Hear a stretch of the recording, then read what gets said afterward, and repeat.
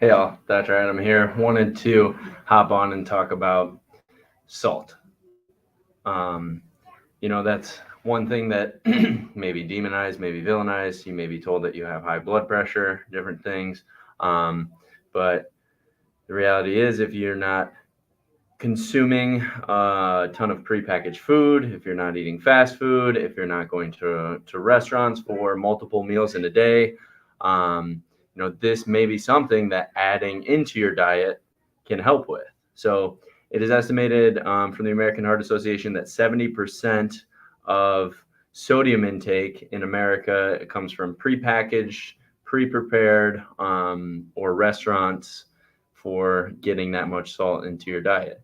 But if you have headaches, if you have muscle cramps, if you have brain fog, low energy, there are certain things that may be improved by adding more salt into your diet. So sodium is an essential mineral for regulating nervous system firing, controlling blood volume, muscle contractions. Our kidneys are actually efficient at excreting sodium when we get too much, but our body cannot synthesize salts. So salt helps to maintain proper hydration by retaining fluid. Now, if you're chronically inflamed or have fluid buildup in your body, this may be thrown off. But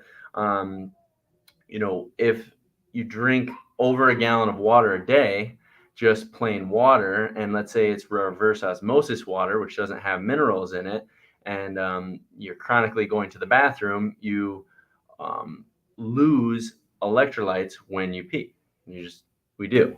Um, Coffee and caffeine also deplete sodium at a rapid rate. High intensity exercise, going to sit in the sauna, anytime you're sweating an excessive amount, you are losing more than just water.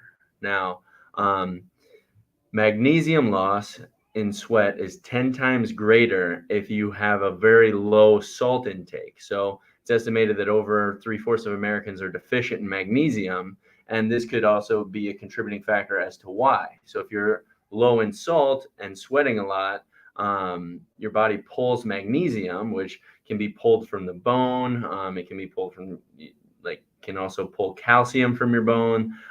So getting adequate amount of salt helps your body to hold on to calcium and magnesium.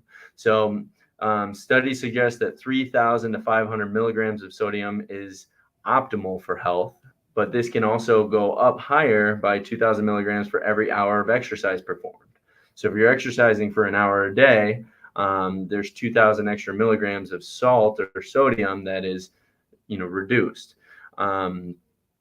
When you have like a high quality Himalayan pink sea salt or a Celtic sea salt, or there's many different types of salt. There are over 32 trace minerals that are also found in it.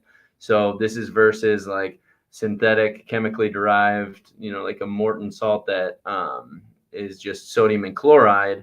So vast differences in even the quality of salt that you're using. I always recommend after your food is cooked, taste it. We have taste receptors in our mouth for salt, and if it feels like you could add some salt on top of it, crush some salt, and there's a reason those taste receptors exist. And going back to like caffeine and coffee, 2 cups of coffee is 600 milligrams of sodium loss. 4 cups of coffee, 1,200 milligrams. 6 cups, 1,800 milligrams. So the more you exercise, the more you drink caffeinated beverages. And if you're not eating a ton of, a lot of processed food, fast food, then you may be able to add some salt to your food and have better performance in the gym, less brain fog, less headaches. And I will just leave you with a stat. So the American Heart Association recommends 2,300 milligrams a day. And actually working down to lower that to a goal of 1,500 milligrams a day. Now, there may be times and places for wanting to reduce the salt, but,